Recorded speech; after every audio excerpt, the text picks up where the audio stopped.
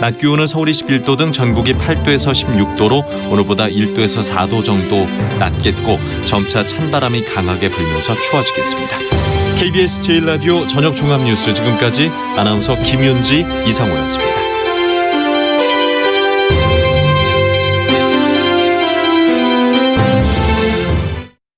지금 시각은 7시 20분입니다. KBS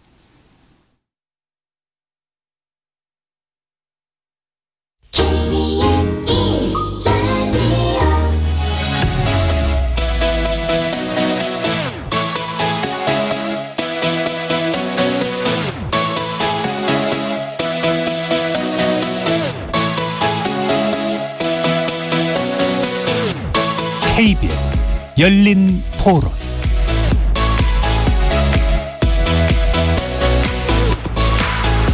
안녕하십니까? KBS 열린 토론. 저는 평론하는 최영일입니다. 오늘은 정준희 교수가 휴가세요. 그래서 제가 하루만 대신 진행합니다.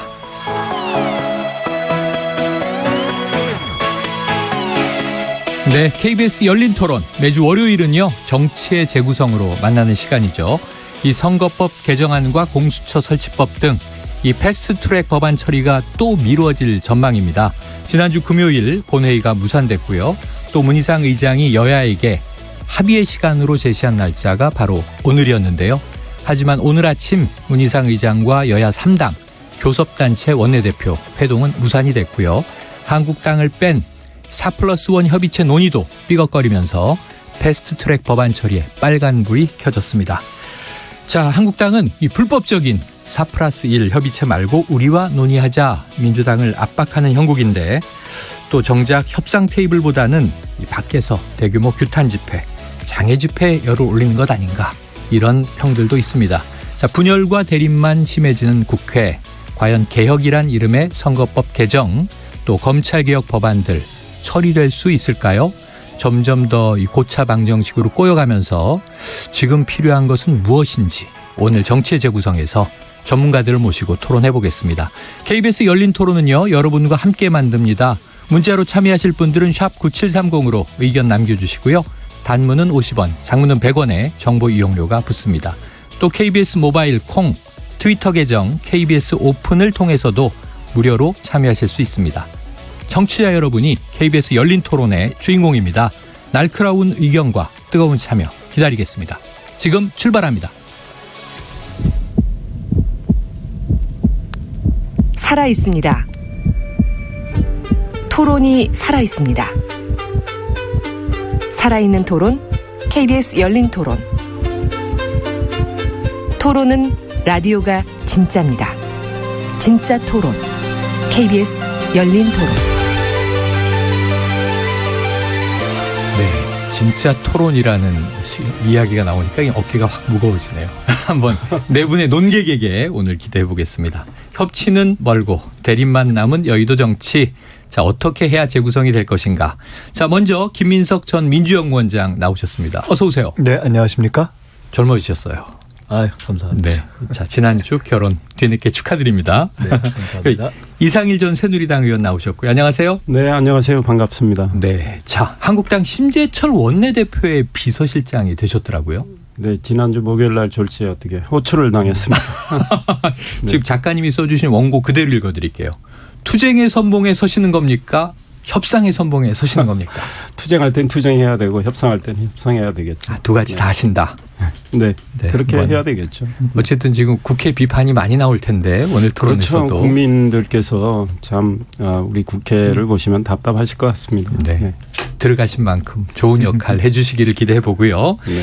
자, 매주 호칭이 바뀌는 분이 계신데요. 지난주에는 변혁 창준이 수석 부위원장이셨는데 자, 이번 주 이 자리에서는 이준석 새로운 보수당 창당준비위 수석 부위원장 나오셨습니다. 어서 오세요. 예, 안녕하세요. 예. 어떻게 이 새 당명은 마음에 드세요? 새 당명이요? 저는 새로운 보수당에 찬성표를 던졌습니다. 아. 예. 왜냐하면 사실 보수자 빼놓고 보수 정치 하려고 하는 것 자체가 왠지 좀 보수 자체에 자신 없으면 보수 팔려고 하는 거 아니냐. 네네. 이런 거. 감자탕 집인데 감자탕을 상호에 넣는 것이 부자연스럽다면은 제 생각에 좀 이상한 상황이다. 그렇게 좀 봅니다. 맞아요. 저희 집에 저 양꼬치집이 있는데 네. 그 짬뽕이 제일 유명해요. 그러니까 그러면 좀 곤란하죠. 맞아요. 이것도 좀 일관화 시키는 작업에 찬성표를 던지신 분입니다. 자, 끝으로요. 김준우 변호사. 안녕하세요. 네, 안녕하세요. 네, 자, 선거법 개정 때문에 속이 타시는 것 같아요. 네, 뭐 전화비가 많이 나올 것 같습니다. 아, 네. 오늘 얼굴이 제일 까마신데 오늘 좀 여기서 다 털어내시고 좀 이제 시원한 얼굴로 돌아가시기를 기대해 보겠습니다. 자, 이렇게 네 분과 함께하는 KBS 열린 토론 월요일 코너 정치의 재구성인데요. 자, 영상으로 생중계되고 있습니다. 유튜브에 들어가셔서 KBS 1라디오 또는 이제 KBS 열린 토론 검색하시면 저희들의 토론 모습 영상으로 보실 수 있고요.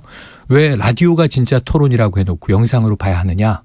이 쉬는 시간에 마이크 꺼져 있을 때 이분들이 진짜 얘기를 막 털어놓으시는데 입술을 잘 읽어보시면 뭔가 또 속내를 더 얻는 정보를 유튜브로 얻으실 수 있을 것 같습니다. 생방송 놓친 분들에게는 팟캐스트로도 제공이 되고요. 매일 새벽 1시에 재방송까지 됩니다. 자, 함께할 방법 안내해드리고 본격적으로 시작해 보겠습니다. KBS 열린 토론.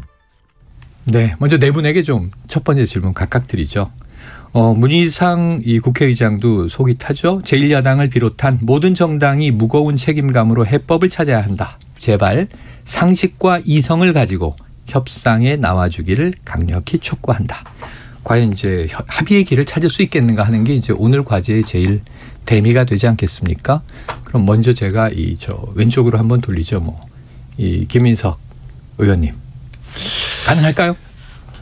지금 질문은 사실은 저희 member 중에 지금 이제 경사가 하나 났지 않습니까? 네네. 이제 이 중요한 국면에 자유한국당 원내대표의 비서실장이 이제 오셔서 사실은 경사 맞나요? 이렇게 중요한 자리 아닙니까? 중요한 자리죠. 아니 그렇기 때문에 사실은 이제 자유한국당이 이 국면에서 어떤 원내 전략을 가져갈 것인가가 네. 지금 질문하신 그러니까 여야 합의라면 어쨌든 자유한국당이 포함되는 합의를 일차로 네. 포함하는 거 아니겠어요? 그러니까 사실 거기에 달린 거라고 보죠. 달린 거라고 보는데 어떻습니까? 근데 개인적으로는 쉽지 않을 것 같다는 생각이 들어서 네. 사실. 그렇습니다. 일단 이제 그 임시회를 회기를 결정을 못 하고 있다. 그러게 말입니다. 지난 그러니까 금요일부터죠. 지금 문희상 의장께서 지금 말씀하신 이걸 보면 제1야당을 비롯한 모든 정당이 무거운 책임감으로 해법을 찾아야 한다. 이럴 때 통상 원내 다수당이 여당을 비롯한 네. 모든 정당 아니면 여당과 제1야당 뭐 이렇게 해야 되는데 여기서도 좀 무슨 편파성이 드러나는 것 같은 느낌이 있는데 지금 민주당이 국회를 회기를 어떻게 하려고 하냐면 사나흘짜리 쪼개기 국회, 우리 국민들께서 요즘 쪼개기 국회라는 말씀을 많이 들으셨는데 네. 국회 우리 헌정사상 전례가 없는 국회입니다. 통상 국회법 정신에 따르면 한 30일 정도의 국회를 하죠. 최대 30일 이내에서 하게 돼 있다. 그러니까 2, 4, 6월 국회는 30일인데 나머지 임시회는 30일 이내에서 여야 교섭단체 네. 대표가 회기를 서로 합의를 하잖아요. 예. 얼마 동안 하자. 그런데 민주당이 3, 4일짜리 쪼개기 국회를 여러 번 열어서 네네. 선거법안, 공수처 법안 등을 이제 처리하겠다는 거 아닙니까? 이제 한국당은 그에 대해서 무제한 토론, 소위 필리버스터를 하겠다는 거고, 그러니까 한국당의 필리버스터를 최대한 단축시키고 또 사실상 무력화하기 위해서 쪼개기 국회를 하시겠다고 하니까 지금 심재철 원내대표는 아니 정상대로 회기를 열자 이런 입장이죠. 그러다 보니까 지금 여야 간에 회기를 놓고 지금 한국당과 민주당 간에 신경전이 벌어져 있고 또 이제 선거법 개정안과 관련해서는 우리 이제 평론가께서 진행하시면서 아까 앞부분에 한국당이 협상을 안 하느냐. 그런데 선거법에 대해서는 한국당이 지금 협상할 틈이 없습니다. 왜냐하면 민주당과 지금 정의당, 바른미래당의 당권파, 민평당, 대한신당, 소위 4+1 여기서 자기들끼리 협상하고 있는데 지금은 뭐 어떻게 협상이 되는지 국민들 모르실 것 같아요. 이제 난리가 났어요. 뭐 자중질환이 일어나고 이제 언론이 밥그릇 싸움을 한다 이렇게 하고 심지어는 심상정 정의당 대표는 민주당을 겨냥해서 대기업이 중소기업 단가 후려치기 하듯이 하고 있다.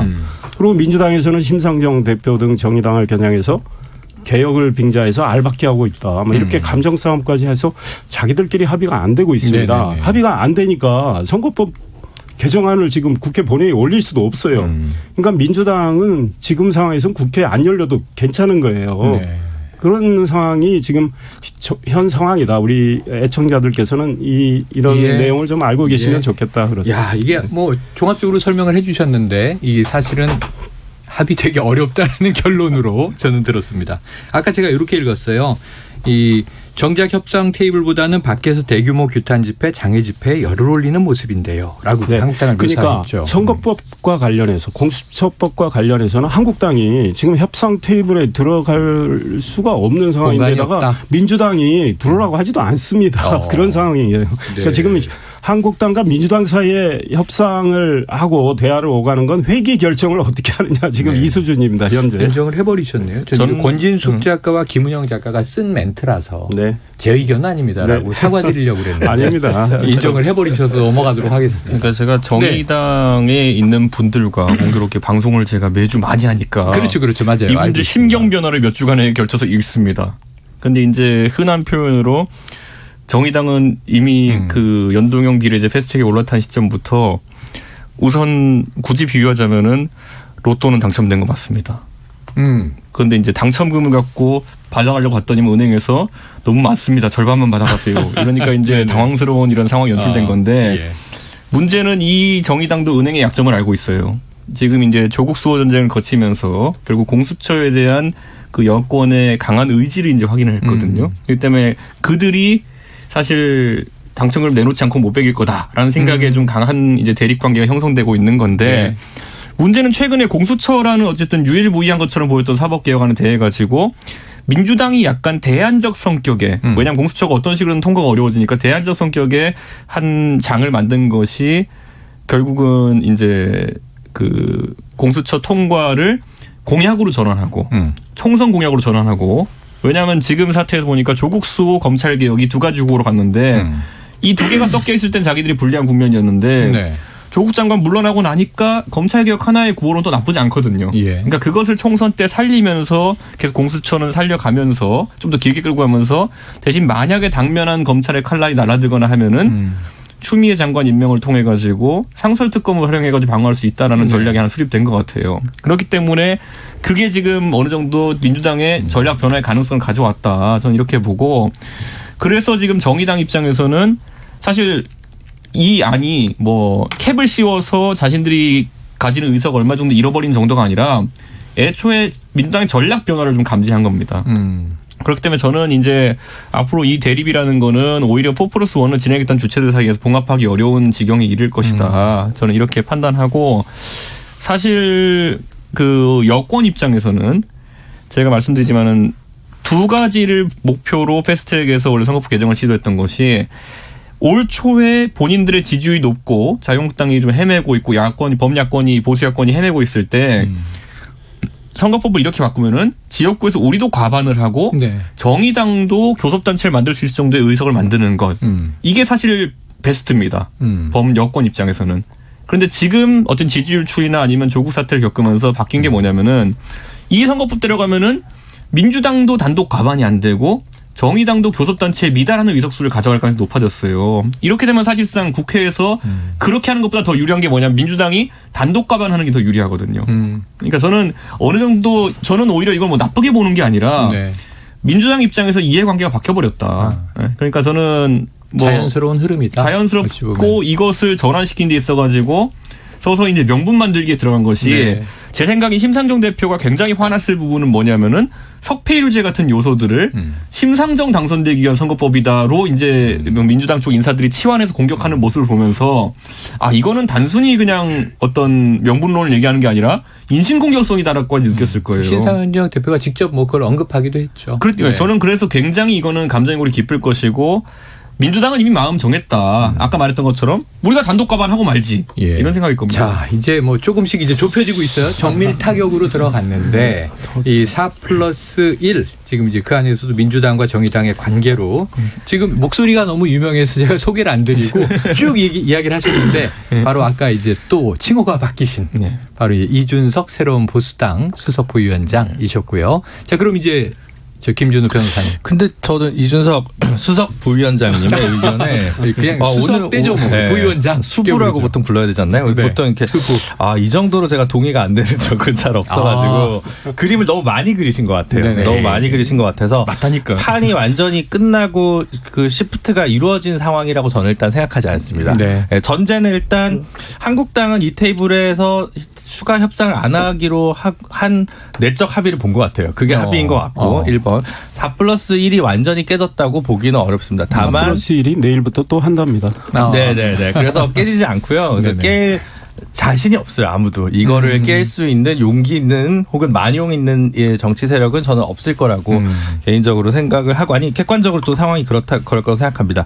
다만 이제 국민들 앞에서는 조금 좋지 못한 모습을 보인 거죠. 네. 거기에 대해서는 민주당, 바른미래당, 정의당, 평화당, 대한신당, 상준이까지 모두 이제 책임감을 가져야 되는 요소라고 생각을 하고요.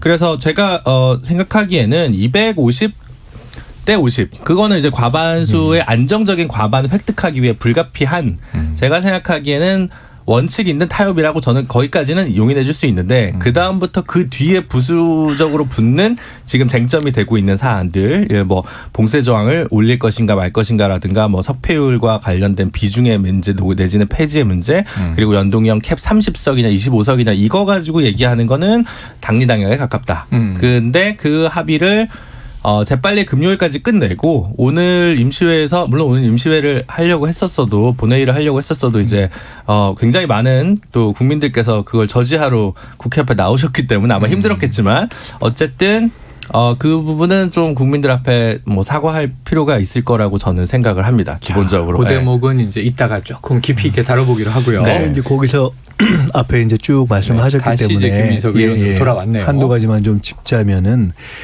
어떻게 보면 저 국회에서 자기 밥그릇 갖고 저렇게 참 보기 흉하다. 그런데 선거법이라는 게 어떤 의미에서는 그야말로 정당과 정치 세력들의 밥그릇을 엄밀하게 그런 어떤 이해관계의 조정을 통해서 다루는 것이죠.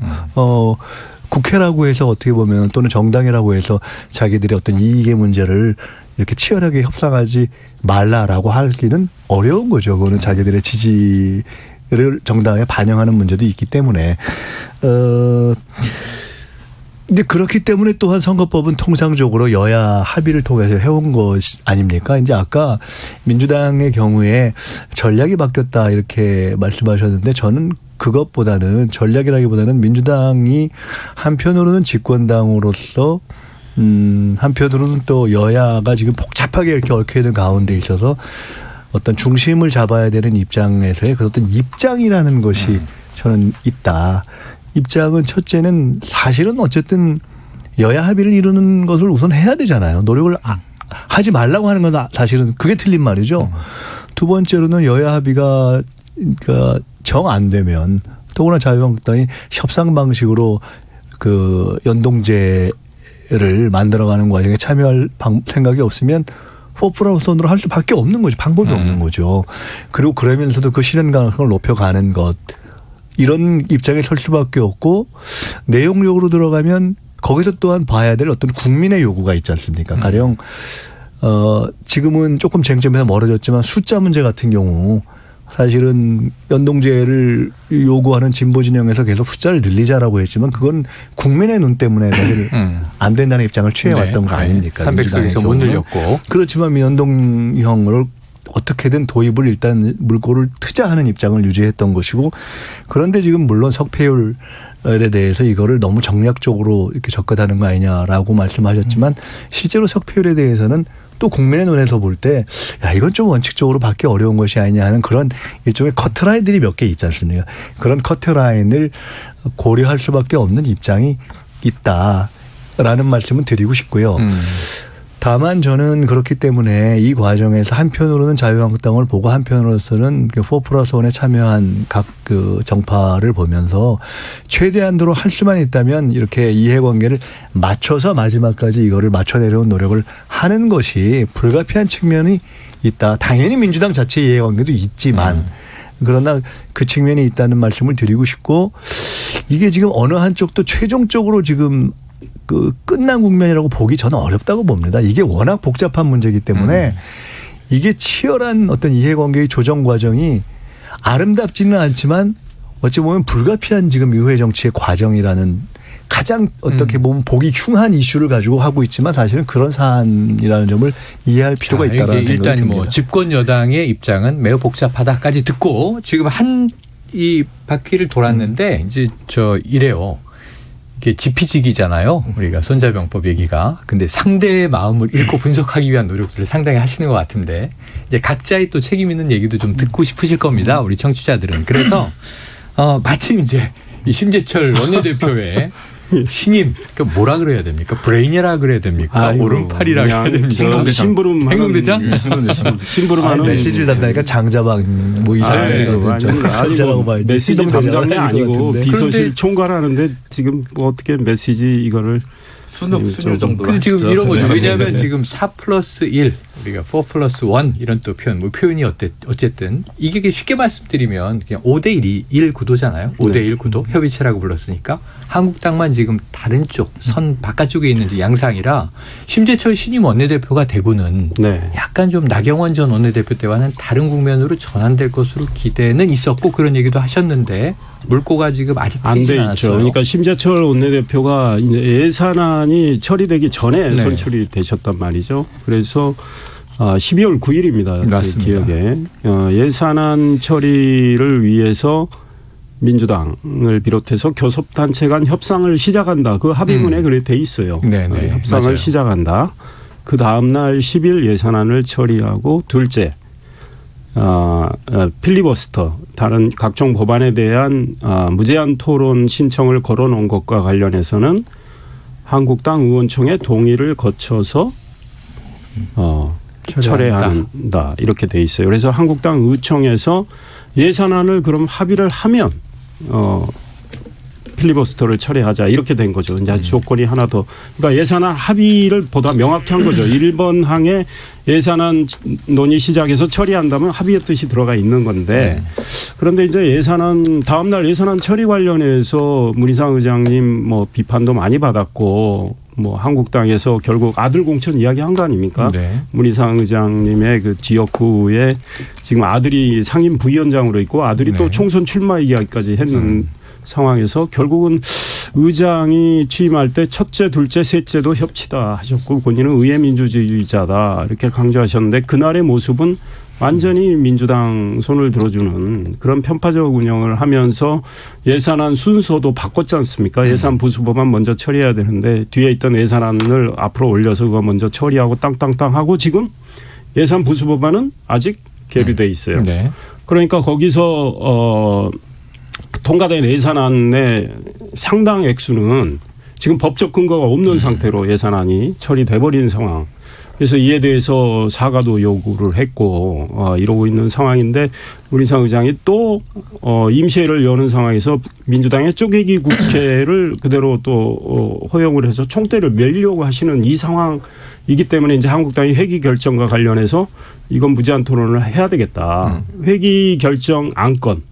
이 안건은 2013년 9월 2일 당시 통진당 김미 의원이 이석기 문제와 관련해서 토론을 했단 말이죠. 그럼 토론이 되는 안건은 당연히 무제한 토론이 대상이 된다고 한국당은 판단하고 지금 필리버스터를 걸고 있는데 여기서 지금 국회는 막혀 있고 지난 4월에 패스트트랙에 민주당이 의기양양하게 정의당 등과 해서 그 태운 법안이 있잖아요. 선거법 개정안. 225대 75. 비례를 75로 늘리는 거죠. 지역구를 28석 줄이는 거고.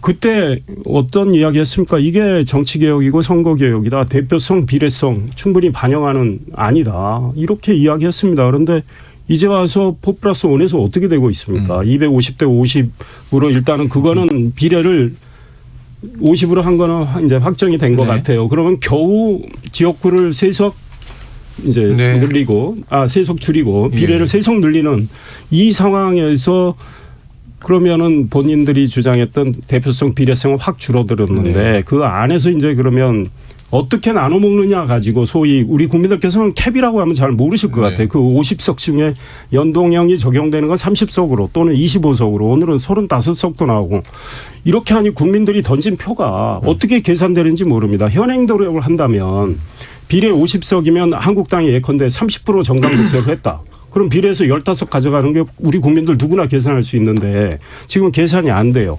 근데 이걸 가지고 4+1에서 지금 밥그릇 싸움을 하고 있고 자중질환을 하고 있는데 정말 웃기는 것은 민주당에서 어제 그렇다면 정의당 등등이 반발하니까 그렇다면 225대 75 원안을 표결 처리하겠다. 그 원안은 어떻게 돼 있습니까? 심상정 정의당 대표가 소위 말해서 대표 발의해서 올라가는 법안이에요. 그런데 심상정 정의당 대표가 그 원안을 처리하겠다니까 반발하고 있어요. 이거 코미디 아닙니까? 그런데 왜 지금 그럴까? 지나간 역사가 예, 다 좀 정리가 분량이 되는데 너무 많은 것 같습니다. 아니, 네. 공정방송 심의위원회에서 이제 정리해 주셨는데 몇 마디만 하고 끝낼게요. 예, 예. 오늘 225대 75를 심상정 의원이 반대한다. 왜 그럴까요?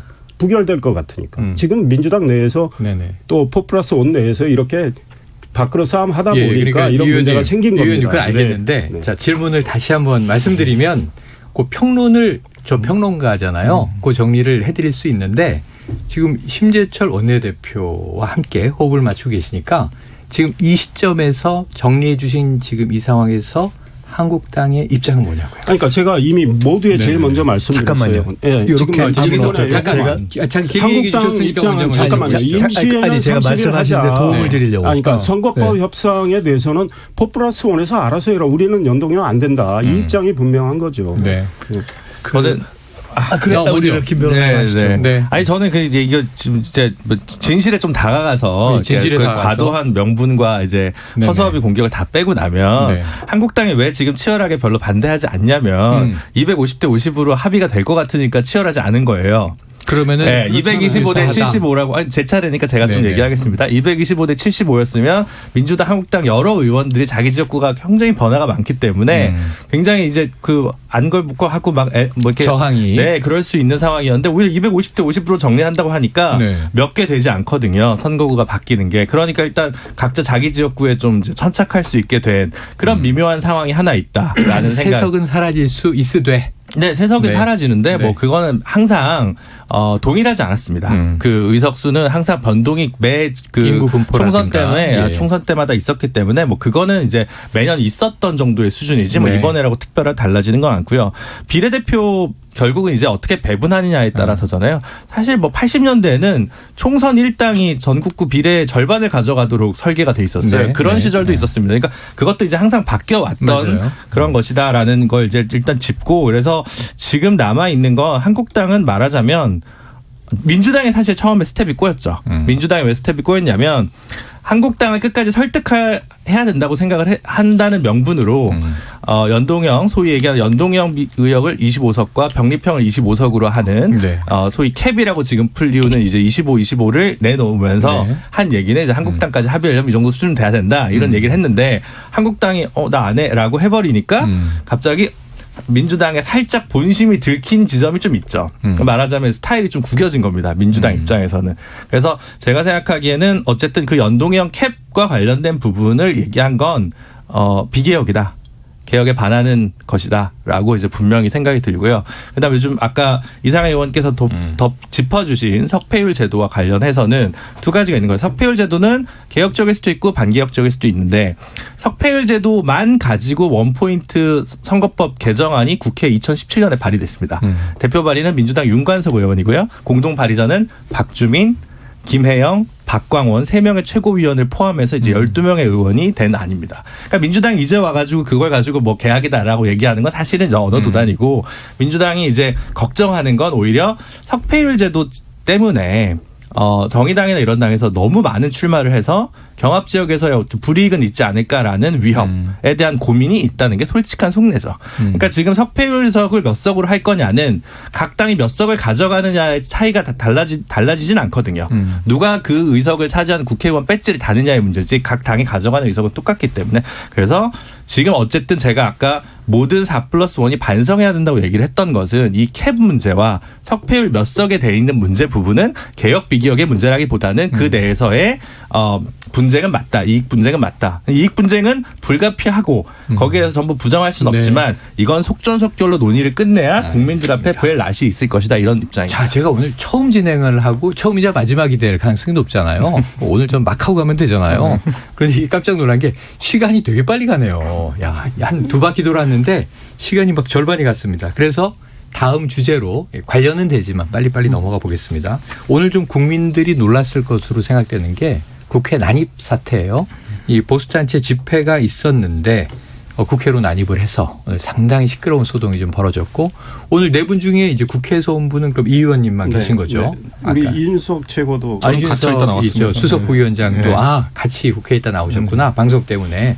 아마 현장 보신 분이 있고 또 이제 뉴스를 통해서 보신 분이 계실 텐데 이것도 좀 이제 이례적인 일이 벌어졌어요. 지금 김 의원님 조금 오늘 집권 여당 입장이라 발언을 자제하면서 복잡한 신경을 눈빛과 표정으로 저한테 보내고 계신데 아니 뭐 그렇지는 않고. 오늘 이 상황은 어떻게 바라보셨습니까? 글쎄요, 뭐 결론적으로 뭐 바람직하지 않죠. 그리고 뭐 국회에서건 아니건 사실은 이런 모습 좋지 않죠. 그리고 굳이 정치적인 이해관계나 이런 득실을 놓고 따진다면 거기 오늘 들어오셨던 분들이 지지하는 정치 세력에게 과연 도움이 될까? 네네. 사실은 좀 깊이 생각해 보셨으면 좋겠다 하는.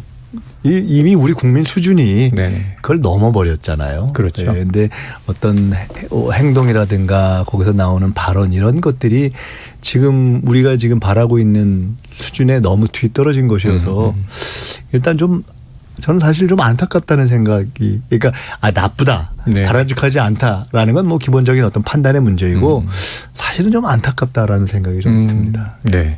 자, 우리 지금 작가님이 지금 막 프롬프트에 써서 주고 계세요. 민주당 김민석 전 의원에게 김준우 변호사 얘기에 대한 답변도 듣는 게 좋을 듯.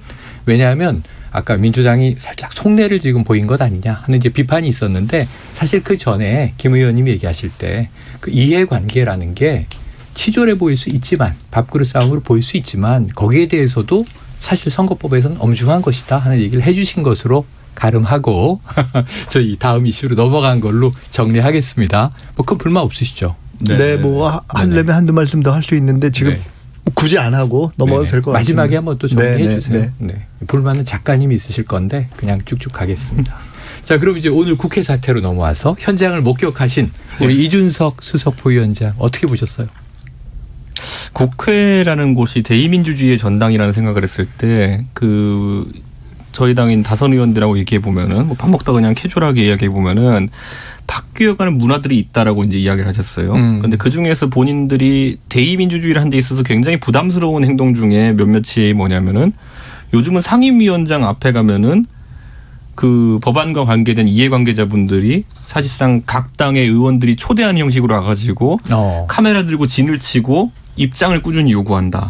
네. 그리고 거기에 대해 가지고 부정적인 이야기를 하면은 아니면 그럼 의원 개개인의 판단을 부정적인 이야기를 하면은 와가지고 뭐 계속 해달라 그러고 그러다가 안 좋은 영상 찍히기도 하고 그래 부담스럽다라는 얘기를 하거든요. 저는 근데 이번에 오늘 보면 이게 그게 극단화된 케이스겠죠. 아예 국회 본청을 점거하다시피 했으니까. 저는 근데 이런 판단을 해요. 우리가 그 청와대 청원이 과연 민의의 제대로 된 표출 장소냐. 아니면 거기에 50만 명이 서명했다 해가지고 그것이 뭐 국민 다수의 지지를 받는 방향성이라고 할 수 있겠느냐에 대해 가지고 최근 몇몇 사례 보면은 꼭 그렇지도 않을 수 있다는 걸 본 것처럼 국회 앞에 몇 명이 운집했느냐 또는 광화문이나 서초동 광장에 몇 명이 운집했느냐가 그 사안에 대해 가지고 옳고 그름을 판단해 줄 수는 없는 거거든요. 그러니까 저는 이건 앞으로 저희가 선택해야 될 것 같습니다. 왜냐하면 지금 정부 같은 경우에는 애초에 대의민주주의를 보완하는 성격으로 직접 민주주의를 강화해야 된다는 입장을 가지고 아까 말했던 청와대 청원이라든지 아니면 촛불 시위라든지 이런 것들을 많이 주도해 왔거든요. 최근에는 그것이 과도하다 보면은 대의민주주의가 쇠퇴할 수밖에 없는 지경에 와 있게 됐어요. 그러니까 저는 정치인들이 무엇이 되어야 될 것이냐라고 했을 때 한번 저희 청취자분들 판단했으면 좋겠는 것이 저는 우리나라에 더 많은 정치 리더들이 있었으면 좋겠습니다. 네. 그게 뭐냐면은 좀 더 고민하고 좀 더 공부해가지고 국민들한테 올바른 길을 제시할 수 있는 사람도 있었으면 좋겠다는 것이 생각인데 지금은 보면은 팔로워십을 많이 강조해요. 그러니까 어떤 다수가 지지하는 것처럼 보이는 것에 대해서 정치인들이 복종할 것을 강요하는 그 분위기가 있거든요. 저는 이게 뭐 상호 보완적인 개념이긴 하지만은 최근에 보면 한쪽이 과대표되고 있는 것 같아가지고 상당히 우려스럽다. 뭐 이런 제 나름대로의 철학적 고민을 하면서 국회에서 나오기 위해서 낑낑댔습니다. 그리고 저도 모든 문이 통제된 이런 상황은 저도 겪어보지 못했거든요. 그런데 오늘은 국회 원래 열려 있어야 되는 공간인데 모든 문이 통제되었습니다. 짧게 한 말씀만 드리면 그 문제를 직접 민주주의의 확대 또 직접 민주주의와 대의민주주의 간의 관계의 문제로 보는 것은 저는 좀 아니다. 직접 민주주의의 확대는 시대의 변화 속에서 긍정적인 거죠. 이 문제는 오히려 그런 시대 변화에 맞지 않는 폭력의 문제이고 또 사고의 구시대적인 어떤 낙후성의 문제이기 때문에 그 문제를 지금 이 새로운 정부 들어서 직접 민주주의가 확대되는 것과 마치 어떤 귀책 사유가 있는 것처럼 연결하는 건 조금 오해될 뭐 그런 뜻이 아니었다고 제가 생각을 하는데 그런 의도입니다. 근데 그런 뜻이었다면 저는 전혀 동의하기가 어렵고 그 문제는 조금 구별해야 될 문제 아닌가. 지금 말씀하신 게 이제 직접과 대의 그리고 또 그 사이에서 아까 말씀하신 광장 정치, 머리수 정치. 근데 여기 대해서 이제 김 의원님은 그것도 또 폭력의 문제와는 좀 구분해야 한다라는 이제 기준들이 조금 이제 세분화되는 것 같아서 이제 말씀드릴 의미가 있는 것 같고요. 자, 아까 제가 보수단체 집회에서 이렇게 얘기를 했는데 지금 보시기에 주로 뭐 한국당 지지자가 많아요? 아니면 우리공화당 지지자가 많아요? 그 외에 또 다른 이 어떤 세력들이 있던가요? 반민주당이 제일 많은 거 아니에요? 반민주당? 제가 원래 이게 원래 보수 쪽에 있는 사람이 정의당이랑 민주당 보면요. 네네. 초록은 동생이라고 그게 그거 아니야? 이런 식으로 생각하거든요. 그런데 저는 이제 보수 단체들 안에 보면 어떤 계열인지가 구분이 되죠. 아, 그래요. 다양한가요? 사실 여러분이 보고 계신 광화문 그 집회는 그 4+1 정도 됩니다. 거기도. 거기도. 네, 그 정도의 다양성을 가지고 있는 분들인데 이제 그 보수 쪽 성향이 아닌 분들은 보기에 그냥 다 그런 분들 이렇게 보잖아요. 그런 것처럼 근데 오늘 오신 분들의 대다수는 강경 보수 성향이 있는 분들이죠. 그러다 보니까 뭐 자유한국당 쪽에서도 좀 행동력 있으신 분들 그리고 또 그 우리공화당 계열 분들 같이 오신 것 같습니다. 그러면은 좀 이렇게 지금 어찌 보면 아까 장외투쟁 계속 이제 이 4+1에 대항해서 어찌 보면 이제 외롭게 저항하고 있는 이 의원님 어떻게 보셨습니까 오늘 집회는? 그러니까 한국당이 지난 토요일 광화문에서 장애 집회한 거는 한 거하고 오늘 국회에서 일어난 일하고는 성격이 다르다. 이제 한국당은 오늘 이제 규탄 대회를 하고 있던 차에 국회 안으로 들어오셔서 뭐 여러 소위 우리공화당 소속이신 분들도 있었던 것 같고 한국당 당원들도 계신 것 같은데. 이제 이렇게 하다 보니까 섞여서 거친 구호도 나오고 이렇게 됐어요. 이제 그리고 한국당 대회는 끝나고 뭐 의원들도 다 해산한 상황에서도 계속 시위가 이어졌죠. 그런 상황에서 소위 반대 정파에 계신 분들에 대해서 막말도 하고 욕도 하고 이런 거는 저는 매우 성숙하지 못하다. 그러니까 본인들의 주장을 좀 더 훨씬 신사적으로 품격 있게 하실 수가 있겠다. 앞으로는 좀 그렇게 해 주시는 게 좋겠다는 거고 오늘 그분들이 오신 건 제 해석은 그렇습니다. 문희상 의장께서 오늘 선거법안을 상정을 하겠다. 오늘 이제 본회의도 열고 한국당이 회기 결정과 관련해서 쪼개기 국회에 대해서 반대를 하는데 그 무제한 토론을 허용하지 않고 본회의를 열어서 법안을 상정하겠다. 아마 이런 소식을 듣고 이제 항의하러 오신 것 같아요. 그런데 그런 과정에서 불미스러운 일이 있었던 건 저는 사실은 유감이라고 생각하고 한국당의 원내 대변인이 그에 대해서 좀 성숙한 시위를 해 주셨으면 좋겠다는 취지의 논평도 냈습니다. 그런 모습은 저는 앞으로 좀 변화된 모습을 보여주시는 게 좋겠다. 그걸 한국당을 위해서도 그게 좋다. 그리고 민주노총이 국회 안에 들어와서 뭐 불법 시위했을 때 그걸 비판하고 지적을 할 자격이 있다면 우리는 지지하시는 분들이 훨씬 성숙한 품격 있는 시위를 해주시면 좋겠다 이런 생각입니다. 네, 알겠습니다. 자, 이게 제가 해보니까 열린 토론은 밤샘 토론으로 가야 되는 분위기인데, 자 지금 한 말씀만 더 드리면 추가해 주세요. 이번 그 오늘 시위와 관련해서 민주당에서 황교안 대표가 책임져라 이런 논평이 네네네. 나온 걸로 알고 있는데 이건 좀 과한 정치 공격성 논평이 아닌가 저는 그런 생각합니다. 그래요. 앞으로 좀 지켜보도록 황교안 대표가 뭐 하죠. 그 시위를 뭐 지시하고 황교안 대표가 책임지고 고발장을 쓰면 되겠네요. 공안검사 출신이니까. 그래요.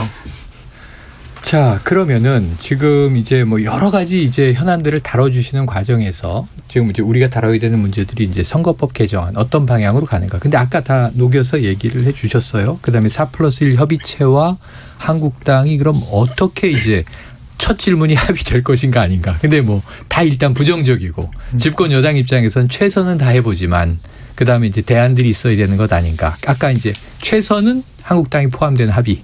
차선은 그래도 안 된다면 한국당을 뺀 4+1. 그래서 4+1도 오늘 난항이지만 대부분의 분들은 깨진 것이 아니다. 지속되고 있다. 어쩌면 이제 부활할 수 있다라는 이제 좀 긍정적인 이야기들을 주셨어요. 오늘 교수신문 얘기 많이 보셨죠. 네. 올해를 네. 상징하는 공명지조. 이런 한 몸에 두 개. 아미타불에 나오는 아미타경에 나오는 한 몸에 두 개의 머리를 가진 새. 근데 처음 들어보는 말이에요. 처음 들어봤어요? 네. 오늘 기사인데 한자 옛날 공부- 이야기를 잠시 정리해드리겠습니다. 한자 공부 세대는 저는 아니니까. 이게 몸통이 하나인데 머리가 둘이라는 거예요. 근데 이제 한쪽이 머리는 아침에 깨서 낮에 깨 있고 하나는 이제 밤을 지키는 것 같아요. 그런데 이제 한쪽 새는 계속 몸에 좋은 걸 열심히 먹었다는 거죠. 그런데 이제 반대쪽 머리가 질투를 했답니다. 그래서 독을 먹었다고 해요. 그런데 이제 같이 죽는 거죠. 어차피 이제 한 몸체니까. 그래서 결국은 이 공명지조는 공동체, 운명 공동체가 이제 어떻게 저는 그냥 상생할 것인가. 교수님들이 교수신문에 매년 이거 하시는데 네네네네. 좀 그냥 쉬운 거 하나 찾아오시면 될 것 같아요. 지난주에 뭐였는지 혹시 이전 투구 이런 거 기억나세요? 찾아오시면 되는데 똑같은 걸 왜 그런 걸 찾아옵니까? 네. 하필이면 어려운 거를. 그래도 왜 이 식자와 현자들의 또 이제 이 가르침이 있는 거겠죠. 지난해 제가 기억할 때는 임중도원. 네. 예, 짐은 무겁고 갈 길은 멀다. 이게 어찌 보면 이제 정부의 좀 미래를 암울하게 예측했던 것 같고요. 예전에 거세개탁 뭐 이런 것도 있었고요. 자, 이제 왜 이 얘기를 드렸냐면 지금 오늘 나눈 이야기들의 결론이 그렇게 가야 되는 것은 아닐까 하는 제 나름의 생각인데 이 네 분들은 이제 각각 상대 어찌 보면 적이죠. 적의 전략들을 수를 읽는 분석들을 해주셨고 그런데 이제 각자 아까 저는 김민석 의원님 말씀에서 성찰 중요하다. 성찰. 아까 또 이 저 변호사님 말씀에서 이 4+1도 좀 자성해야 한다. 성찰에서 연말에 좀 새로운 시작이 돼야 되지 않나 하는 생각을 해봐서 말씀을 드렸고요. 자, 끝으로 혹시 김민석 의원님 오늘 뭐 다른 입장들을 쭉 들으셨는데 공격도 받으셨고 제가 잠깐 기회 드린다 그랬잖아요. 민주당의 속내 관련해서. 속내라기보다는 결국 정치는 이제 복잡한 문제를 결국 원칙을 갖고 풀 수밖에 없지 않습니까? 근데 그 원칙에 있어서 가장 중요한 거는 큰 시대의 흐름과 이제 국민의 입장이기 때문에 네. 거기서 몇 가지 정해져 있는 일종의 기준선 커트라인을 완전히 벗어날 수 없는 것이고 네. 그렇지만 어쨌든 최대한의 이 합의를 도출해야 되는 거고요. 아주 어려운 사실 함수죠. 그런데 저는 개인적으로는 250대 50 선에서 그리고 현재 나와 있는 쟁점들이 사후 조율되는 선에서 타결되는 것이 그래도 저 차선 아닌가 또 현실성도 좀 더 높은 것이 아닐까라는 전망을 하고 있습니다. 야, 마지막으로는 제가 궁금한 거 여쭤보면 민주당이 지금 현재 혹시 한국당과 물밑 교섭이나 일종의 아까 말씀하신 225대 75 원안을 상정해서 부결시키는 것과 관련해서 공감이 있는 것은 아닌가 하는 제가 의심도 잘 있어요. 뭐 원내에서 지금 이제 진행되고 있는 것이니까 네. 잘 모르겠고요. 지금 만약에 자유한국당과 논의가 된다면 그건 뭐 비밀 물밑 협상 이런 얘기를 할 필요도 없는 거죠. 아. 왜냐하면 자유한국당과 어쨌든 할 수 있는 합의 노력을 한다 하는 건 이미 당연한 대외적으로 것이다. 내놓고 얘기한 것이기 네. 때문에 그 과정 중에서 될 수 있는 방향으로 지금은 양쪽을 보통은 협상을 하면 저와 상대 또는 여러 사람이 앉아서 하는 건데 지금은 그렇지 않고 한 상대 1차 그다음에 2차 상대는 2차로 하는데 거기는 네. 복합 상대라는 네. 굉장히 복합적인 협상을 하는 것이어서 사실은 이인영 원내대표의 머리가 상당히 어렵겠다라는 그래요. 생각을 해보고 있습니다. 자, 이제 다음 주제로 넘어가야 되기 때문에 김준우 변호사가 오늘 제일 전문가시니까 선거법 개정 어떻게 돼야 되는가 한번 일타 정리해 주시죠. 네, 지난 금요일에 이제 아마 마지막 그 4+1 원내대표급 회동에서 정의당 윤소아 원내대표는 안 들어갔었던 것 같고요. 거기서 최종적으로 아마 정리된 안은 연동형의 소위 상한을 30석으로 하고 석패율을 6석 정도로 한다는 정도로 정리가 됐었던 것 같은데 그의 마지막에 이제 손학규 정동영 심상정 대표님이 좀 뒤집으신 거죠. 말하자면 이제 그런 이제 정과였는데 명분은 석패율보다는 이제 연동형의 소위 캡 상한이라고 하는 이제 30이 명분이 없다. 이거를 넓혀라라는 주장이었던 거고 그거는 명분적으로 대의적으로는 소수 정당의 의견에 좀 더 한편 저는 손을 들어줄 수 있을 것 같습니다.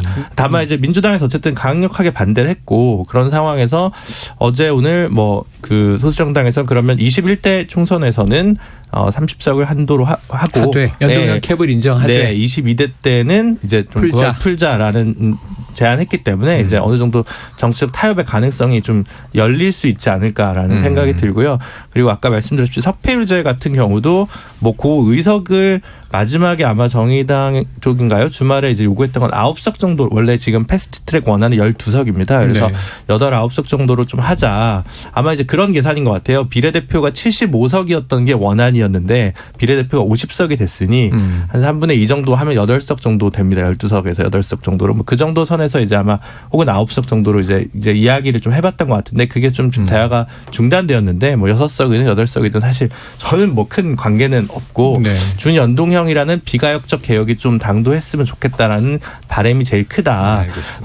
노무현 전 대통령은 정권의 절반의 조각권을 내주고라도 선거제도 개혁을 하고 싶었는데 민주당이 5석 양보 못해서 더 양보 못해서 말하자면 양보도 아닌데 제가 볼 때는 상대평가를 절대평가로 바꾸는 거에 불과한데 선거제도라는 게 근데 어쨌든 그런 정도의 협의와 대승적 결단이 있었으면 하는 바람입니다. 아니 근데 이 선거법은 뭐길래 제가 항상 강조하지만은 그래도 법안이 최종적으로 확정되고 나가지고 국민들이 이것이 뭔지 된장인지 파악할 수 있는 시간은 줘야 되는데 지금 뭐 5만 가지 조정을 다 해가지고 띡 올려놓고 다음날 처리하겠다가 지금 생각이에요.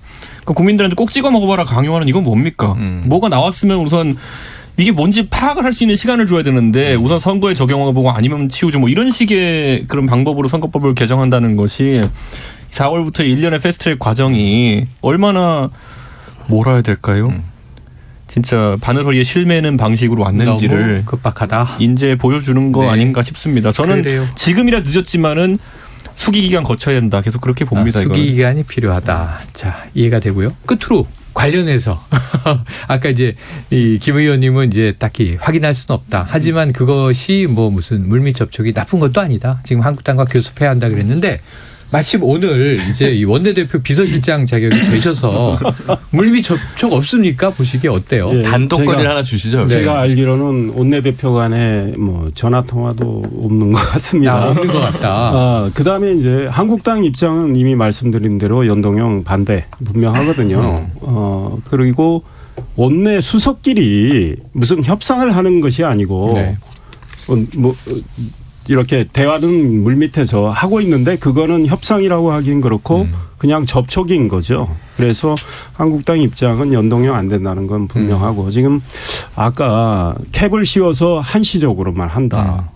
아니 우리 국민들을 어떻게 생각하시는지 모르겠어요. 이 선거제도 국민들이 예측 가능해야 되는 거 아닙니까? 그런데 이번에 내년에 한번 또 치르고 또 바꾼다는 뜻이고 석패율을 하기로 했다가 이제 민주당을 이해찬 대표는 아예 없앤다고 했어요. 그 석패율은 결국은 구시대 정치인 구제하는 거다 이렇게 말씀하시면서 없앤다고 했더니 심상정 정의당 원내대표는 굉장히 모욕적이다. 그런데 그렇게 한다면 석패율을 도입하되 중진들은 석패율에 해당 안 된다는 문구를 넣자. 뭐야? 그게 자기 마음대로.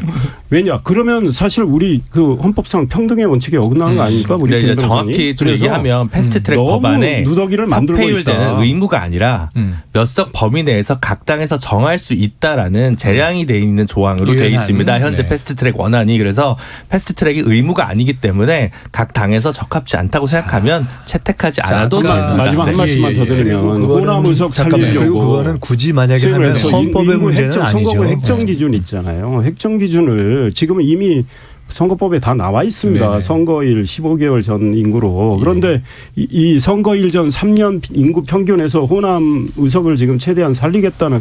그러니까 우리 국민들 뭐 호남 국민들만 계신 것도 아니고 그런데 너무 자의적으로 주물럭주물럭 지금 4+1에서 그러면서 자기들끼리 싸움 나고 있으니 국민들이 보기에 얼마나 여기서 개탄스러울까. 마무리를 해보죠. 아무리 봐도 자, 된장은 의견 아니에요. 들었습니다. 아까 말씀하신 대로 좀 수기 기간이 필요하다 정도 의견이고, 물밑 접촉 있나요? 여쭤봤는데 전화도 없다고 말씀하시고 그다음에 또 설명이 한참 들어와서 제가 아는 한 패스트트랙 그렇습니다. 이야기가 됐네요. 자, 이 봄부터 겨울까지 뭐 아주 긴 시간, 논의의 시간이 많이 갔습니다. 지금 수기 기간 없었다. 이 우리 토론 내용에서도 그런 이야기가 나오는데요. 사실 전 1년 내내 선거법 얘기 4월에 패스트트랙 때 충돌했고 그때도 방송 나와서 석패율이 뭔지 연동형이 뭔지 설명했던 기억이 나거든요. 그런데 이 시간 동안 국회가 다 흘려보냈어요. 그리고 이제 막판 시간이 다가오니 다시 논의하자 이런 당도 있고 또 이제 와서 이 조금씩 유리하게 룰을 바꿔보자 뭐 이런 당들도 있고 국민들이 보기엔 다 답답하죠. 대이냐 소이냐 이 선택의 순간 다른 무엇보다도 이 개혁이라면 왜 개혁인지 또 왜 개혁해야 하는지 그 기본을 좀 다시 돌아볼 때가 아닌가 생각이 듭니다. 지금 여러분께서는요 KBS 열린 토론과 함께하고 계십니다.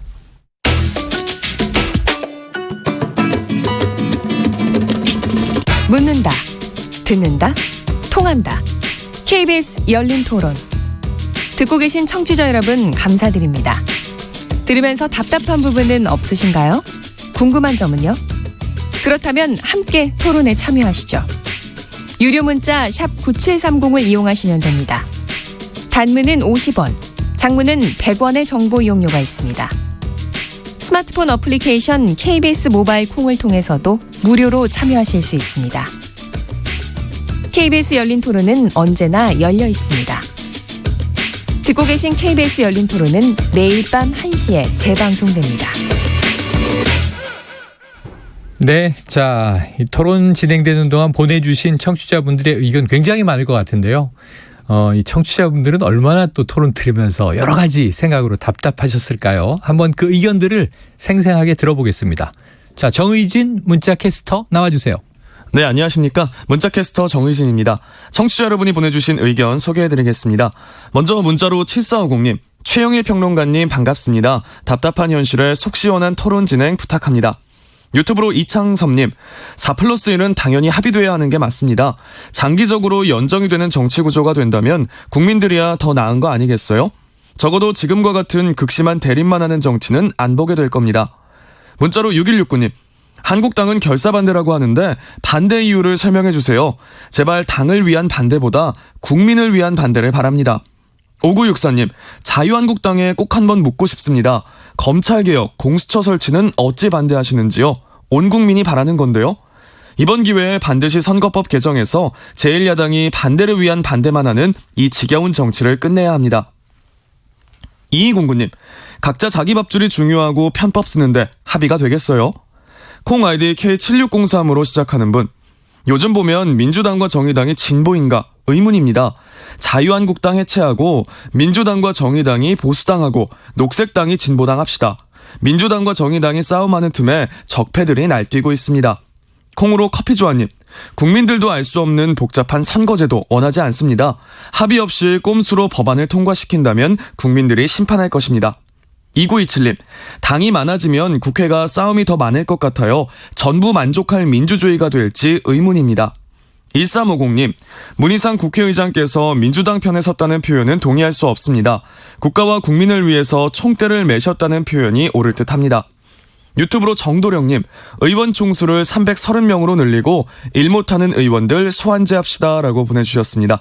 네, KBS 열린 토론, 지금 방송을 듣고 계신 여러분이 시민 논객입니다. 계속해서 청취자 여러분들의 날카로운 시선과 의견 보내주세요. 지금까지 문자캐스터 정의진이었습니다.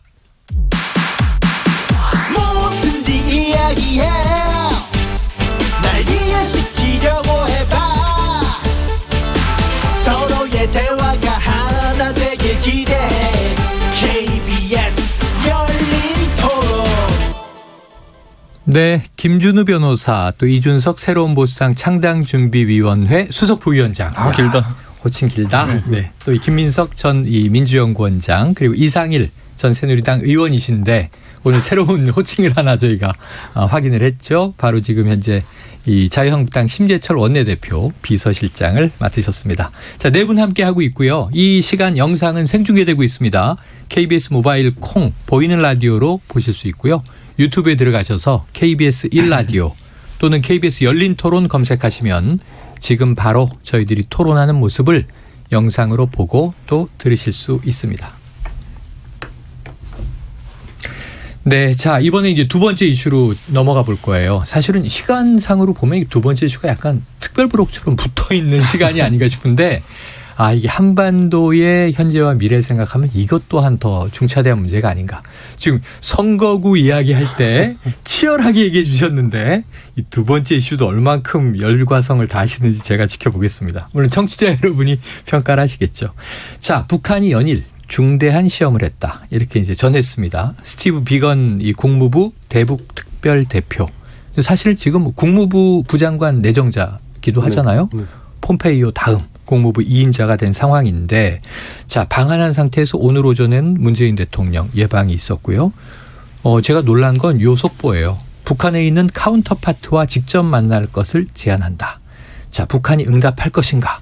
또 한 번의 깜짝 만남이 있을 것인가? 뭐 아직까지 이제 정상회담은 아니고 이 실무 접촉이 이어질 수 있을까의 전망인데, 자, 네 분의 식견을 통해서 이 북미 관계, 거기 우리도 끼어 있으니까 남북미 관계를 전망해 보도록 하죠. 이번에는 이준석 수석 부위원장님 어떻게 보세요? 저는 지난달에 이제 그 북한이 그 해안포 사격했을 때 네. 우리 정부가 공식적으로 확인했죠. 그러니까 9.19 합의 위반이다라고 네. 이제 했고, 그 다음에 그 기억해 보시면은 작년에 이제 동창리 시설 영구 폐기한다라고 네. 했는데 아닌 것으로 이제 또 이제 확인이 됐고. 그러니까 사실 정부 입장에서는 굉장히 어려운 협상을 해야 되는 것이 뭐냐면은 뭐 과거 정부란 모르겠지만 이번 정부와 했던 협상에 대해 가지고 신뢰를 깨버린 상대를 이제 상대해야 되는 것이기 때문에 굉장히 어려운 상황이고, 저는 지금 상황에서 북한에 있는 카운터파트라는 의미에 대해 가지고 여러 해석이 있지만 북한이 우리가 봤을 때는 지금 내달리기 시작한 상황이거든요. 북한이 어쨌든 뭐 정권을 가리지 않고 기복을 타는 집단 아니겠습니까? 강경 모드로 나갈 때는 또 한 몇 달 내지 몇 년 동안 강경 모드로 가고, 그다음에 또 유화책을 또 내보이고 이런 곳인데, 지금은 강경 모드의 상승 곡선에 있는 것처럼 보여요. 그렇기 때문에 이 미국의 제한이 있다는 것은 특기할 만한 일이지만은 반대로 지금 섣불리 북한이 받아들이지 않을 것이라는 우려도 있는 와중에 미국은 또 이제 만약 거절당하면은 더 강경해질 수밖에 없는 명분쌓기일 수도 있기 때문에 저는 이게 굉장히 이제 백척간두에 서 있다라는 생각이 들고요. 대통령께서 운전자 및 조정자론을 펼치시면서 지금까지 만들었던 성과들이 아까 언급됐던 것처럼 북한의 일방적인 파기로 인해 가지고 무력화된 상황 속에서 우리 국민들은 적어도 이번에는 우리 정부가 북한에 대해 가지고 조금 더 의심을 가지고, 그러니까 우리 신용이 없는 상대랑 현찰거래 하지 않습니까? 그런 자세로 나서길 기대하고 있는 것이 아닐까 이런 생각을 합니다. 네. 자, 혹시 김 변호사님 지금 뭔가 깊은 상념에 잠겨 계신데 어떻게 전망하십니까? 한 예를 들어 이제 핵과 관련된 쟁점이 됐던 뭐 한 94년부터 지금까지 이제 거슬러 올라가면 네. 결국은 제가 생각하기엔 이제 와서 보면 그런 것 같아요. 항상 이제 우리 전쟁의 위협 때문에 시민들께서 라면도 많이 사재기도 하시고 하다가 지금은 다들 좀 무감각해진 적이 있으면 지금까지는 이 위기가 다르다 이제 항상 이렇게 됐는데 이 문제가 계속 안 풀리는 것은 사실 요구하는 게 뭐냐라고 보면 되게 웃겨요. 체제를 보장해달라. 네. 수교를 하자. 이거거든요. 그러면 핵을 나중에 내려놓을 수 있다. 언제 내려놓을 거냐라고 생각하는 건데, 그 문제를 풀지 않고 제가 볼 때는 항상 좀 더 자원이 있거나 조금 더 전략적인 요충지에 미국 외교 정책에 항상 우선순위가 가 있다 보니까 한반도 문제가 상대적으로 항상 후순위에 나와 있었고, 후순위에 계속 가 있는 상황에서 이제 경제 제재만 계속하는 상황에서 북한은 결국은 계속 뭐 중거리든 장거리든 뭐 위성이든 핵이든 여러 가지 이렇게 무기를 이제 개발하는 방식으로 이에 대응해서 이제 관심을 끄는 형태들이 이제 지속적으로 반복해 왔고, 그 상황 속에서 또 이제 한국이나 때로는 일본 그리고 미국 같은 경우는 자신의 나라에서 선거에서 이 의제가 어떻게 활용되는지에 따라서 또 이제 하위 변수로 한반도 평화 문제가 이제 치부되어 온 일들이 많았단 말이죠. 그래서 정말 언제 도대체 좀 이게 결단이 날 수 있을까? 아니면 이것은 계속 끝없이 수십 년 더 반복될 것인가라는 것에 대해서 좀 갑자기 상념이 들어가지고 사실은 뭐 좀 진전이 있었으면 좋겠어요. 진전이 있었으면 좋겠는데 미국이 쿠바랑 했던 거를 비교해 보거나 뭐 해보면 그렇게 또 빠른 속도 내에 뭐가 되지는 않겠지만 방금 이준석 수석 부위원장께서 얘기하신 몇 가지 뭐 북한에 신뢰 못할 일들이 있었다라고 얘기하시는데 저 동의하는데 그렇게 되니까 또 비건이 와서 최선희를 만나겠다라고 얘기하는 이 무한 반복의 루프 이걸 좀 각국의 위정자들이 좀 결단을 해서 좀 풀었으면 좋겠다라는 생각이 새 밑에 좀 듭니다. 근데 북한이 결단하면 제일 쉽지 않아요? 핵을 포기하면 되는 거 아니에요? 그러면 이제 리비아 모델이 있으니까요. 야, 여러 가지 지금 뭐 존재했던 사례들이 있습니다. 그럼 이제 이 의원님 고견 들어보죠. 예, 지금까지 한 2년을 현 시점에서 평가한다면 앞으로 또 무슨 일은 벌어질지 모르지만 저는 문재인 정부와 트럼프 행정부의 북한 핵 정책 실패다. 북한이 2년 동안 뭐 평화 공세에 취했죠. 그 사이에 북한은 뭘 했습니까? 핵과 미사일 고도화했죠. 핵무기 계속 만들었어요. 만든 걸로 지금 미국은 보고 있는 거 아닙니까? 이제 와서 이제 북한은 훨씬 소위 말해서 완성도가 높은 상황입니다. 그러니 이제는 더 벼랑 끝으로 자신 있게 나오는 측면도 있다. 내년에 미국 대선이 있으니까 트럼프를 좀 더 압박을 하면 트럼프가 내년 대선을 염두에 두고 뭔가 달라지겠거니 이러고 있는 건데 미국도 그 속셈 모르겠습니까? 알겠죠. 그러니까 미국도 더 이상 뭐 지금 뭐 데드라인이 오늘 없다. 스티브 비건이 그랬잖아요. 데드라인은 없다고 했지만 이제 미국도 인내심의 한계는 좀 오고 있는 것 같다. 그러면 우리는 그동안 문재인 대통령이 뭐 운전자 촉진자 했지만 사실 우리의 역할은 매우 왜소했다. 게다가 지금 미국 쪽에서 보면 문 대통령이 수없이 말씀하셨어요. 북한이 말하는 비핵화와 우리와 미국이 생각하는 비핵화가 다르지 않다. 그 개념부터 문 대통령은 오해하신 거다. 북한한테 속았는지 아니면 본인이 제대로 이해를 못했는지 지금 북한이 말하는 비핵화와 미국이 말하는 비핵화는 너무나 다르다. 그러니 북한 핵 문제 해결에 입구도 못 들어갔다. 북한을 그러면 어떻게 할 거냐. 미국은 아직도 제재의 강도를 계속 높이고 있습니다. 이번에도 또 높였죠. 게다가 이제 인권 문제까지 그동안 인권 문제는 건드리질 않았는데 이제 인권 문제를 통해서까지 더 압박을 하고 있을 때 문 대통령이 어떻게 해볼 수 있는 공간은 계속 좁아지고 있다. 결국은 북미 간의 긴장이 고조되는 이 형국. 사실은 우리 국민들은 그동안 기대도 걸었다고 봅니다. 그러나 지금 시점에서 평가한다면 지난 2년 어떤 면에서는 우리 입장에서는 허송세월했고 지금은 정말 실망하지 않을까 이런 생각합니다. 네. 자, 다시 질문을 한 개 시켜드리면 아까 이제 우리 김 변호사님 94년까지 갔다가 돌아오셨고 백투더 퓨처인가요?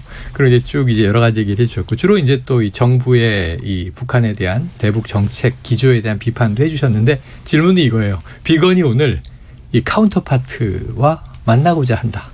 그럼 북한은 응할 것인가? 여기 질문인데 김 의원님 어떻게 보십니까? 저는 어떤 형태로든 비건이 그리고 비건으로 지금 대표되는 창구로 내세운 미국이 결국은 북한이 원하고 있는 이른바 세법의 변화를 시사하거나 일정한 그런 전달이 되지 않으면 연내에 안 만날 가능성도 있다고 봅니다. 네. 북한은 그러니까 응하지 않을 수 있다. 현 시점 지난 2년의 대북 정책, 그러니까 문재인 정부가 취해온 정책이 실패냐? 전 그렇게 얘기하기 어렵다고 봅니다. 네. 한국이 할 수 있는 일이 뭡니까? 대한민국이 미국과 북한의 핵 문제에서 할 수 있는 일은 사실은 근본적으로는 미국과 북한 간에 해결돼야 할 그리고 미국이 그 키를 가지고 있는 이 문제에 대한 해결의 시간과 공간을 만드는 데 역할을 하는 거죠. 그걸 가지고 우리가 더 악화 안 된 상태로 2년을 온 거죠. 그런데 미국과 북한의 대화가 그래서 됐던 거 아닙니까? 근데 어쨌든 하노이 노딜이 되면서 그 프레임이 한번 흔들렸던 것이고 네. 그 이후에 서로의 계산이 달랐던 건데 미국은 그냥 더 압박을 하면 북이 주저앉지 않을까라고 생각했던 것이고 북은 자기 나름의 경험과 자기 입장 속에서 또 그렇지 않았던 것이고 오늘 현재 시점에서 보면 미국은 트럼프 대통령이 탄핵 이 문제가 해결될 때까지는 그냥 요 정도 선에서 갔으면 좋겠다는, 더 진도 안 나갔으면 좋겠다는 시간이 필요한 건데, 북은 그렇게만 할 수 없기 때문에 뭔가 가시화되는 시간이 필요한 것이고, 이제 그것에 갈등이 있는 것 아니겠습니까? 그런데 이 문제를 어쨌든 지금 이 상황에서 그렇게 끌고 왔던 북이 이거 세법의 변화를 가져오지 않으면 우리 그냥 새로운 길로 갈 수밖에 없다라고 하니까 어쨌든 다시 대화를 하자고 상당히 나서고 있다는 것 자체가 결국은 하노이 노딜의 근본적인 원인을 보면서 서로의 셈법을 조정하는 사실은 내용의 접근이 필요한 시점이 되는 것이고, 이걸 그냥 말로만 해서 풀릴 단계는 저는 일단 저희가 냉정하게 보는 것이 필요하니까요. 네. 그것이 냉정하게 현실이 아닌가라는 생각을 저는 하고요. 그럼에도 불구하고 일단 그것이 구조적인 상황이지만 저희는 최대한도로 어쨌든 흥정은 붙여야 되는 거니까요. 그런 노력을 해야 하고, 꽤 가파를 수 있는 국면을 올 수 있다는 예상을 하면서 갈 수밖에 없는 현실이 됐다. 그건 꼭 뭐 우리의 잘못만은 아닌 것이 현실이다. 이 문제가 이렇게 어렵다라는 생각을 하면서, 그러나 그런 마지막 벼랑 끝 카드를 꺼낸 북한도 사실 실제로 미국이 그대로 정말 너네 새로운 길로 가면 가만히 있지 않겠어라는 국면으로 가는 것이 편치 않죠. 그건 당연히 편치 않고 또 원했던 길도 아니기 때문에 저는 막판에 이 국면이 변화될 가능성은 남아있지만, 그러나 그냥 한번 만나서 얘기해보자라는 정도로는 저는 응하지 않을 가능성이 지금은 조금 더 높다. 저는 근데 이번에 외교적 성과에 대해 가지고 저는 우리 정부가 뭐 어느 쪽이 정권을 잡든지 간에 외교에 있어서는 항상 승리하기를 기원합니다. 그런데 지금 보면은 그 구호가 너무 세가지고 우리 정부가 외교에서 힘들어하는 경우가 더 있어요. 보면은 집권 초기에 집권하기 전에 있었던 사드 반대 때문에 집권하자마자 집권해보니까 상황이 다르네 그러면서 사드 임시 배치했다 그래가지고 지금까지 이어져 내려오고 있거든요. 근데 며칠 전에 와서 왕이 외교부장이 건드리잖아요. 자, 그 다음에 또 보시면은 다들 이제 좀 한숨 놓고 이제 기다리셨겠지만은 지소미아 임시 연장 한 달 다 돼갑니다. 예, 다음 주면 한 달입니다. 자, 그러면 일본의 수출 규제에 변화가 없으면은 또다시 그러면 지소미아를 파기할 것인지 이거 선택의 순간이 옵니다.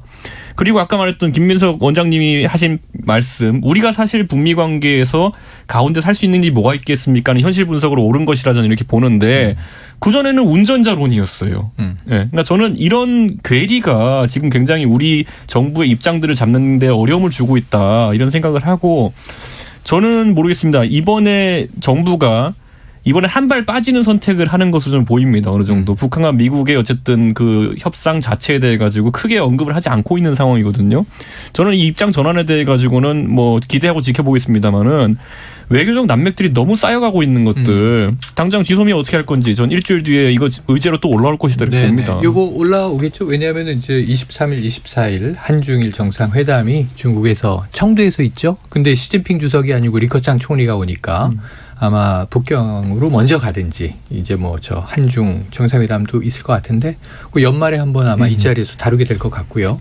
자, 시간은 이제 다 갔습니다. 이거 007 제임스 본드 시한폭탄 같아요. 몇 분 안 남았어요. 그런데 마지막으로 꼭 한 가지만 여쭤볼 거예요. 이거는 왜를 토달지 마시고 왜를 달지 마시고 언제 뭐다 이거만 말씀해 주시면 되는데, 북한이 언급한 것 중에 다음 주면 이제 도래하는데 크리스마스 선물이라는 얘기를 했어요. 크리스마스 선물은 무엇이다? 언제? 혹은 선물이 아닐 수도 있으니까. 우리 그럼 이 의원님 어떠세요? ICBM이나 SLBM, 그러니까 대륙간 탄도미사일, 잠수함 탄도미사일 발사 가능성이 있는데 또 그냥 넘길 수도 있어요. 그 며칠 뒤에, 그리고 나서 며칠 뒤에 할 수도 있고. 오히려 크리스마스 며칠 뒤에 할 수도 있다. 자, 예언을 해 주셨어요. 그럼 우리 김 변호사님 어떠세요? 법조인의 촉을 한번 보죠. 성인이 되면 이제 또 약간 산타를 믿지 않게 되는 슬픔이 있지 않습니까? 그렇죠? 그래서 이제 크리스마스에 꼭 뭐가 온다 이걸 좀 얘기하기는 좀 그런 것 같고, 그냥 상식 하나 덧붙이면 요즘 다양한 종교가 있지 않습니까? 전 지구적으로. 그래서 뭐 메리 크리스마스보다는 보통 해피 홀리데이가 조금 더 PC한 언어다라는 말씀을 드리고 싶습니다. 오바마 정부 때 유명해진 건데 메리 크리스마스라고 안 하죠 요새? 해피 할로데이 이렇게 하죠. 이준석 수석 부위원장님.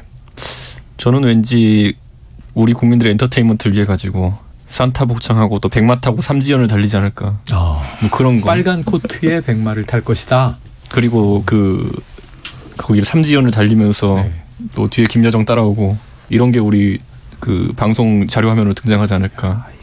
제가 왜 이런 얘기 하냐면요. 사실 지금 이제 ICBM 또는 핵 실험을 하기에는 네. 그게 이제 격상되는 위협인데 그걸 하기에는 간이 떨릴 겁니다. 지금 전쟁 얘기도 나오는 판에. 북한도 예. 쉽진 않다. 그래서 빨간 옷으로 레드라인을 상징하는 뭐 건가요? 좀 희화하게 김 의원님 생각할 끝으로 수 짧게 저는 뭐 해주시죠. 외화 분석을 굳이 할 필요 없다 말씀하셨기 때문에 네. 결론만 말씀드리면 저는 크리스마스를 지난 연말에 ICBM이나 SLBM이 아닌 위성과 관련된 어떤 기술을 선보일 수 있는 것이 네. 아닐까라고. 좋아요. 그때 한번 도래하면 저희가 지켜보도록 하겠습니다. 자, 이 KBS 열린 토론 월요일 코너 정치의 재구성 이렇게 마무리를 해보겠습니다. 오늘 토론에 함께해 주신 김민석 전 민주연구원장, 이상일 전 새누리당 의원, 지금 심재철 원내대표 비서실장, 또 이준석 새로운 보수당 창당준비 수석 부위원장, 김준우 변호사 네 분 수고하셨습니다. 고맙습니다. 감사합니다. 자, 내일 비핵화 얘기할 거고요. 정준희 교수님이 돌아옵니다. 고맙습니다. 방심한 밤 사이에 입는 엄청난 재해, 한파입니다. 10월에